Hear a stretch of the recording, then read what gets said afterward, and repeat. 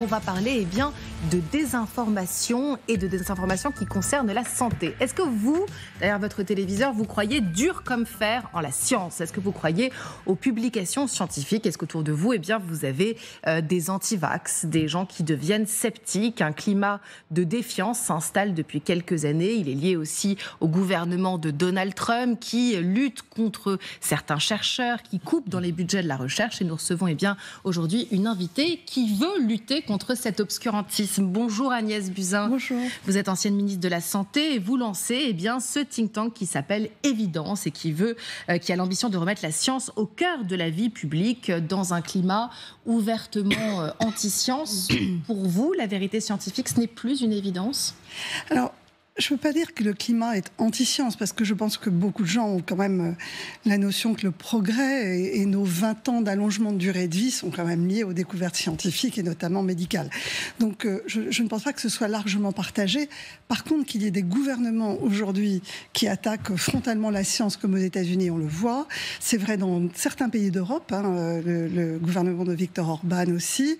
Donc on voit bien que les gouvernements plus populistes et plus autoritaires alimente assez facilement des fake news en santé. Vous faites un lien entre populisme et fake news anti-science. Oui, et il est assez largement partagé. En réalité, plus vous cherchez à manipuler quelque part les gens en flattant le bon sens populaire, plus vous allez éventuellement accepter de fausses informations. Parce que la science est souvent ce qu'on appelle contre-intuitive. Elle va à l'encontre des intuitions. Et donc, elle ne flatte pas toujours le bon sens.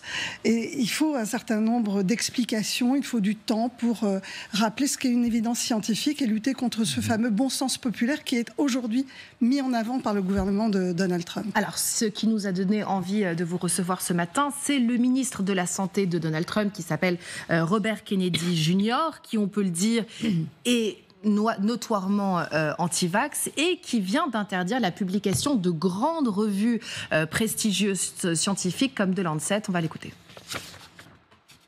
Nous allons probablement cesser de publier dans le Lancet, le New England Journal of Medicine, le JAMA et ces autres revues parce qu'elles sont toutes corrompues. Et même les directeurs de ces revues disent qu'elles ne sont plus des revues scientifiques, mais un vaisseau pour la propagande pharmaceutique. Alors, The Lancet, c'est par exemple une des premières revues qui avait décrié l'hydroxychloroquine pendant le Covid. Pourquoi est-ce que ces publications font peur? Pourquoi est-ce qu'elles sont considérées comme dangereuses par ce ministre de la Santé? Alors, ce sont les 3 plus grandes publications scientifiques en santé. C'est vraiment la Bible. C'est là, dans ces publications-là qu'on publie les très grands essais. Ce que reproche Kennedy Jr. Dans ses revues, c'est qu'un certain nombre d'essais cliniques sont des essais de médicaments et donc bénéficient de financement industriel. Ça n'en fait pas moins des résultats valides, parce qu'il y a énormément de contrôle autour des publications scientifiques, notamment lorsqu'elles sont financées par l'industrie. Donc voilà, et il appelle ça de la propagande, ce qui est absolument fou, c'est-à-dire qu'il considère que ce sont des opinions comme une autre. Or, ces publications, elles sont validées par des pairs indépendants, par des experts reconnus par leurs pairs, et on doit admettre quand même que grâce aux découvertes qui ont été publiées dans ces journaux, ces très grands journaux scientifiques, nous avons amélioré notre espérance de vie, nous améliorons d'année en année les résultats sur les cancers, nous améliorons notre survie à long terme. Et donc, penser que c'est de la propagande est totalement fou, vraiment très angoissant. Et donc, il oppose la science à de l'opinion. Et c'est cela vraiment le fondement du populisme. Et ça me rappelle d'ailleurs un mot de Gaston Bachelard.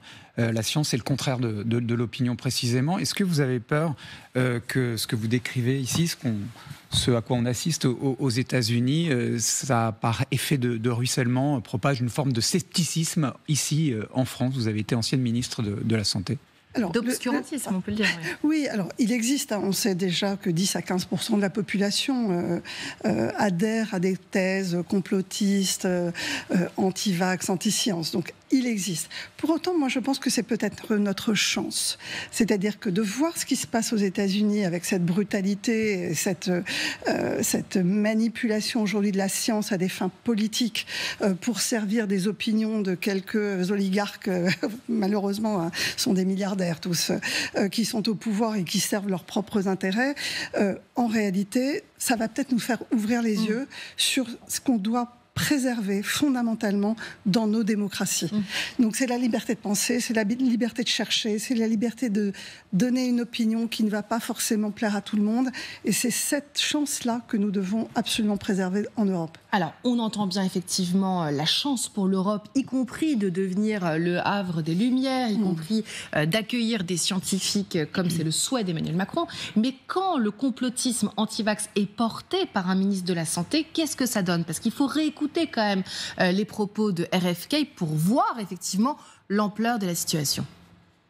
Ce que nous avons constaté, c'est que les filles qui avaient reçu des vaccins étaient 10 fois plus susceptibles de mourir au cours des 3 mois suivants par rapport aux enfants qui ne l'avaient pas fait. Le vaccin les protège contre la maladie ciblée, mais cela détruit leur système immunitaire. Qu'est-ce qu'on peut répondre à ça? C'est terrible parce qu'en fait, on devrait mettre ces désinformateurs publics devant leurs responsabilités.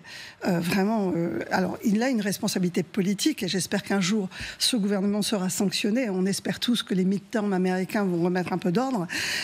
Mais sincèrement, s'il y a des enfants qui meurent aux États-Unis de rougeole, de méningite ou de Covid parce qu'il aura tenu ces propos-là, j'espère qu'un jour il y aura des parents. J'espère qu'il y aura des parents qui l'attaqueront en justice.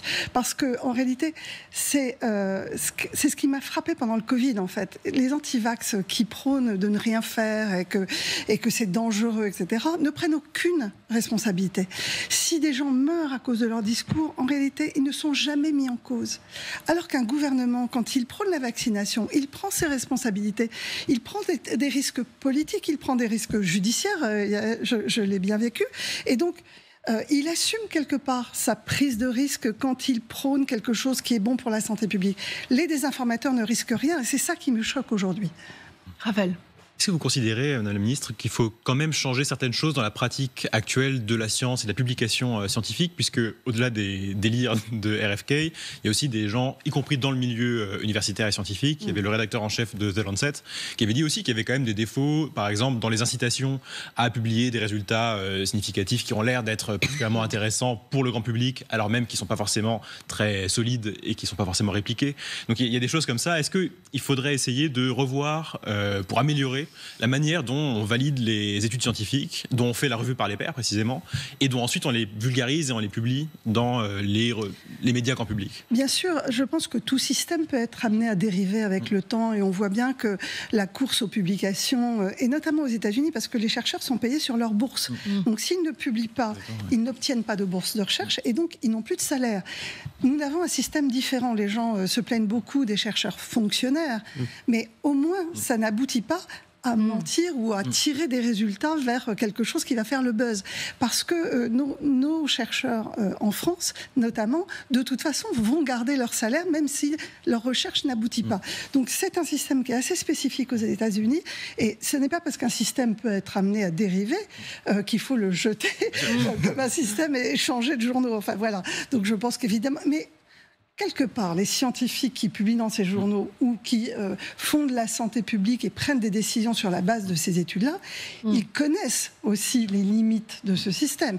Ils le prennent en compte. Quand vous évaluez un médicament, par exemple, que vous avez une agence sanitaire qui évalue un médicament pour son remboursement, bien sûr, il va prendre en compte les études, mais il va prendre en compte aussi toutes les dérives possibles. Et je peux vous dire que lorsque je présidais la Haute Autorité de Santé, on évaluait les médicaments pour leur remboursement. Je peux vous dire que les comités scientifiques d'évaluation, ils sont triés sur le volet, on épluche leurs liens d'intérêt, il y a des grands magistrats, un déontologue qui vérifie tous les liens d'intérêt des experts, et on a tendance à tirer vers le bas un peu la qualité des résultats, justement pour ne pas toujours aller dans le sens de l'industrie.